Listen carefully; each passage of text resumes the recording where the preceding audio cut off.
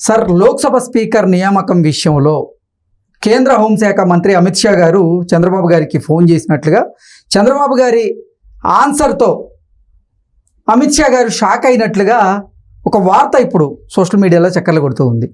అసలు ఏంటి దీని మీద మీ విశ్లేషణ? ఇప్పుడు విచిత్రమైనటువంటి పరిణామం నెలకొంది ఎన్డీఏ కూటమిలో. యాక్చువల్గా ఎన్డీఏ కూటమిలో ఇప్పుడు తెలుగుదేశం పార్టీ చాలా కీలకమైనటువంటి భాగస్వామి, అలాగే జేడీయూ కీలక భాగస్వామి. చంద్రబాబు నాయుడు 6 కేంద్ర మంత్రులను అడిగారు అని అన్నారు. చంద్రబాబు నాయుడు నుంచి అసలు అడగలేదు, వాళ్ళు అడ్జస్ట్మెంట్ వాళ్ళు ఎన్ని ఇస్తే అని చెప్పి చంద్రబాబు నాయుడు సన్నిహితుల నుంచి వచ్చినట్టు సమాచారం. సరే 3 ఇచ్చారు, 1 కేంద్ర మంత్రి 2 సహాయ మంత్రులు ఇచ్చారు, సాటిస్ఫై అయిపోయారు. మళ్ళీ కావాలని కూడా అడగల. 1, 2 స్పీకర్గా తెలుగుదేశం పార్టీకి ఇవ్వబోతున్నారు అనేది 1. స్పీకర్ అడిగారు అనేది నేషనల్ మీడియాలో కూడా వచ్చింది. అసలు లోక్సభ స్పీకర్ విషయంలో చాలా ఉత్కంఠ అయితే కొనసాగుతూ ఉంది. భారతీయ జనతా పార్టీకి చెందిన ఒక మహిళని లోక్సభ స్పీకర్గా నియమించబోతున్నారంటూ ఒక వార్త, లేదు అసలు ఎన్డీఏలో కీలక భాగస్వామిగా ఉన్నటువంటి తెలుగుదేశం పార్టీకే లోక్సభ స్పీకర్గా అవకాశం ఇవ్వబోతున్నారు మోదీ గారు, అమిత్ షా గారు అంటూ మరో వార్త. ఇవన్నీ కాదు, జేడీయూ అడిగింది, సో నితీష్ గారికి అవకాశం, నితీష్ గారి పార్టీకి అవకాశం ఇవ్వబోతున్నారంటూ మరో వార్త. అసలు ఏంటి దేంట్లో వాస్తవం ఉంది? అదే ఇవన్నీ కూడా స్పెక్యులేషన్స్. అమిత్ షా ఫోన్ చేశాడు చంద్రబాబు నాయుడుకి.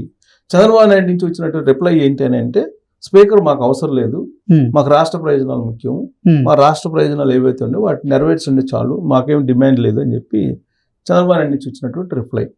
దీంతో అమిత్ షా ఏదైతే అనుకున్నారో అదే జరిగింది. అంటే ఈ మొత్తం ఎపిసోడ్లో అమిత్ షా, నరేంద్ర మోడీ ఏదైతే అనుకుంటున్నారో వాళ్ళు అడగకుండానే వాళ్ళ మనసులో ఏదుందో దాన్ని నెరవేర్చేటువంటి కార్యక్రమం జరుగుతుంది. ఎన్డీఏ భాగస్వామి పక్షాలు, అటు జేడీయూ కానీ ఇటు తెలుగుదేశం పార్టీ కానీ ఎందుకలా డిమాండ్ చేసేటువంటి పరిస్థితి లేదు. దానికి కారణం ఏంటంటే నరేంద్ర మోడీ, అమిత్ షా ఇద్దరు ఫక్తు రాజకీయ నాయకులు. ఇంతకుముందులాగా బీజేపీ నడవట్లేదు. ఇప్పుడు మహారాష్ట్ర ఎపిసోడ్ చూశారు. మహారాష్ట్రలో ఏం జరిగింది అనేది నితీష్కి తెలుసు, చంద్రబాబు నాయుడుకి బాగా తెలుసు. దాదాపు 20 సంవత్సరాలకు పైగా శివసేన తోటి పొత్తుండి బీజేపీ కలిసి ప్రయాణం చేసింది. అలాంటి శివసేన పార్టీని ఏక్నాథ్ షిండేని క్రియేట్ చేసి నెట్టిన చీల్చేసింది. అలాగే ఎన్సీపీని ఏం చేసిందో చూశారు.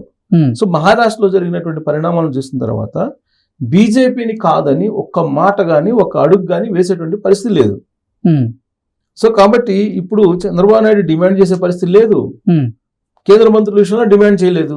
మరి రాష్ట్ర ప్రయోజనాల విషయంలో కూడా డిమాండ్ చేసేటువంటి పరిస్థితి లేదంటారు. రాష్ట్ర ప్రయోజనాల విషయంలో కూడా డిమాండ్ చేసే పరిస్థితి లేదు, ఓన్లీ రిక్వెస్ట్ చేసే అదేంటి సార్, ఎన్డీఏ కూటమిలో అసలు తెలుగుదేశం పార్టీ కీలక భాగస్వామిగా ఉంది, ఇక కేంద్రంలో చంద్రబాబు గారి చక్రం తిప్పబోతున్నారు అంటూ కొన్ని విశ్లేషణలు వస్తున్నటువంటి నేపథ్యంలో ఇప్పుడు అసలు డిమాండ్ చేసే పరిస్థితి లేదు అంటే దాన్ని ఎలా తీసుకోవాలి? చంద్రబాబు నాయుడు రాజకీయం గతంలో ఒక రకంగా ఉంది, ఇప్పుడు ఒక రకంగా కనిపిస్తుంది. గతంలో వాజ్పేయి ఉన్నప్పుడు ఏ విధంగా అయితే చక్రం తిప్పారో ఢిల్లీలో, ఇవాళ ఆ చక్రం తిప్పే పరిస్థితి ఉన్నప్పటికీ కూడా చక్రం తిప్పడానికి ఆయన సాహసం చేయట్లేదు. దానికి కారణాలు, రకరకాల కారణాలు ఉన్నాయి. పార్టీకి సంబంధించి పార్టీ కాపాడుకోవాలనేది ఒకటి. అమిత్ షాని, నరేంద్ర మోడీని వ్యతిరేకిస్తే కనుక ఏమవుతుందో ఆయనకు తెలుసు. ఇంకొక వైపు జగన్మోహన్ రెడ్డిని ప్రోత్సహిస్తున్నారు వాళ్ళు, మరొక వైపు పవన్ కళ్యాణ్ ప్రోత్సహిస్తున్నారు ఇండైరెక్ట్ గా. ప్రమాణ స్వీకారం అప్పుడే మనం చూసాం, చిరంజీవిని పవన్ కళ్యాణ్ ఏ విధంగా హైలైట్ చేశాడు నరేంద్ర మోడీ, జగన్మోహన్ రెడ్డి ఏ విధంగా బెయిల్ తోటి ఆదుకుంటున్నాడో మనందరం చూస్తున్నాం. అంటే ఒకవైపు రైట్ సైడ్ ఏమో పవన్ కళ్యాణ్, లెఫ్ట్ సైడ్ ఏమో జగన్ ని పెట్టుకొని మధ్యలో చంద్రబాబు నాయుడు నడిపిస్తున్నాడు అమిత్ షా, అలాగే నరేంద్ర మోడీ. ఇలాంటి పరిస్థితుల్లో చంద్రబాబు నాయుడు ధైర్యం చేసి ఢిల్లీలో నాకు కేంద్ర మంత్రి పదవులు 6 ఇస్తారా, లేకపోతే కూటమి నుంచి బయటకు పొమ్మంటారా అనేటువంటి పరిస్థితి ఉంటుందా? ఉండదు. స్పీకర్ కావాలని చెప్పి అడుగుతారా? అడిగేందుకు ధైర్యం చేస్తారా? చెయ్యరు. ఇప్పటికే చంద్రబాబు గారితో అలాగే నితీష్ కుమార్ గారితో కొన్ని మంతనాలు జరిపేందుకు, అలాగే ఏ పదవినైనా వాళ్ళకి కట్టబెట్టేందుకు ప్రయత్నం చేస్తున్నట్టు కొన్ని వార్తలు వస్తున్నటువంటి నేపథ్యంలో ఇప్పుడు మళ్ళీ ఇండియా కూటమిలోనే తెలుగుదేశం కానీ అటు జేడీయూ కానీ అంటగాగాల్సినటువంటి పరిస్థితి ఉంటుందా? బయటకు వచ్చి ఇండియా కూటమి ఆహ్వానిస్తుంది, వాళ్ళదేం పోయేదేం లేదు, నష్టం ఏం లేదు. చంద్రబాబు నాయుడు ఆహ్వానిస్తుంది, నితీష్ కుమార్ని ఆహ్వానిస్తుంది. వాళ్ళు టెంప్ట్ అయిపోయి కీలక పదవులు ఇస్తారనో ప్రధానమంత్రి ఇస్తానని చెప్పి కానీ వెళ్తే అక్కడ ప్రభుత్వం ఏర్పాటు చేసేటువంటి పరిస్థితి ఉందా? ప్రభుత్వం ఏర్పాటు చేసిన పరిస్థితి లేదు కదా. సో 240 తోటి బీజేపీ ఉంది. అలాగే మిగతా భాగస్వామ్య పక్షాలు సపోర్ట్ చేస్తున్నాయి. కాంగ్రెస్ పార్టీలో ఉండే కొంతమంది ఎంపీలను కూడా ఈయన ఇప్పటికే రెడీ చేసుకున్నారు నరేంద్ర మోడీ అని చెప్పి తెలుస్తుంది. సో ఒకవేళ వీళ్ళు బయటకు వచ్చినా కానీ చంద్రబాబు నాయుడు, నితీష్ కుమార్ ప్రభుత్వం పడిపోతుంది, ఓకే, ప్రభుత్వం పడిపోయిన తర్వాత ఎవరు ప్రభుత్వాన్ని ఏర్పాటు చేయాలి? ఇండియా కూటమి ప్రభుత్వాన్ని ఏర్పాటు చేయాలి. ఇండియా కూటమిలో ఉండేటువంటి భాగస్వామ్య పక్షాల మధ్య ఐక్యత లేదు. అలాంటప్పుడు ప్రభుత్వాన్ని ఎక్కడ ఏర్పాటు చేస్తారు? ప్రభుత్వాన్ని ఎలా రన్ చేస్తారు? అందుకని ఇప్పుడు చంద్రబాబు నాయుడు ఏం చేస్తున్నారంటే ఉన్నటువంటి కేంద్ర ప్రభుత్వంతో ఏదో ఒక రకంగా లైజనింగ్ చేసుకొని ఆంధ్రప్రదేశ్ని బాగు చేసుకుందాం అనేటువంటి యాంగిల్లో ఆయన వెళ్తున్నాడు. డిమాండ్ చేసేటువంటి పరిస్థితి కానీ డిమాండ్ చేస్తున్నటువంటి సిచ్యువేషన్స్ కానీ ఎక్కడ కనపట్ల. జస్ట్ ఓన్లీ రిక్వెస్ట్ అంతే.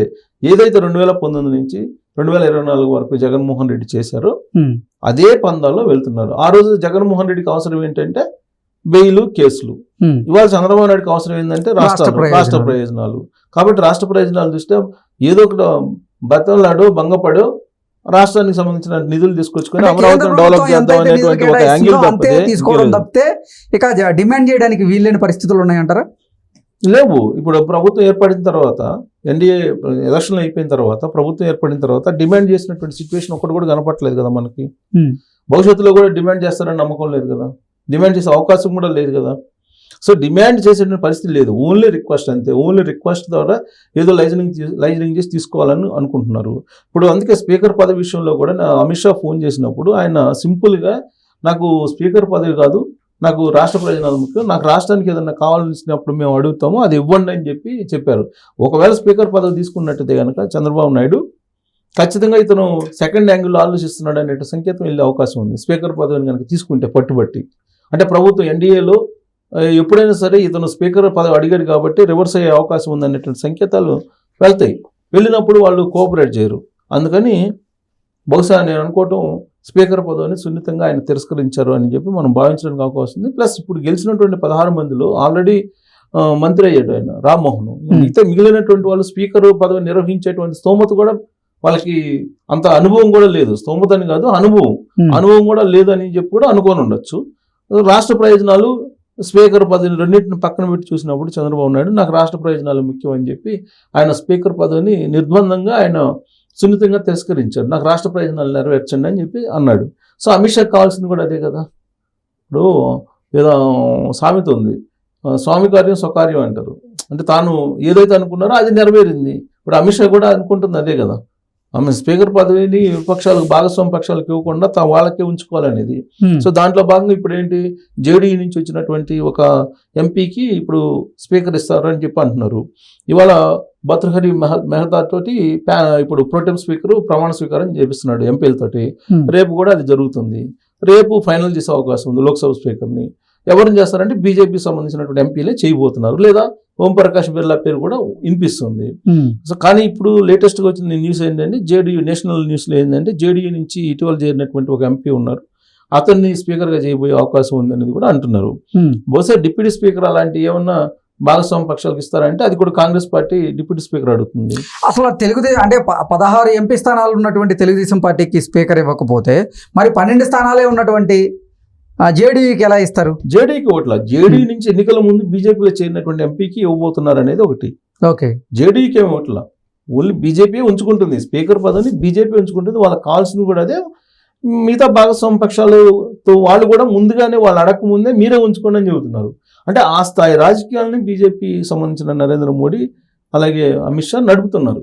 వాళ్ళకి ఏది కావాలనో అది చేయడానికి. వీళ్ళు బీజేపీనా లేదా బీజేపీ భాగస్వామ్య పక్షాలా అనేది కూడా వ్యత్యాసం లేకుండా వ్యవహరించేలా చేస్తున్నారు భాగస్వామ్య పక్షాలని.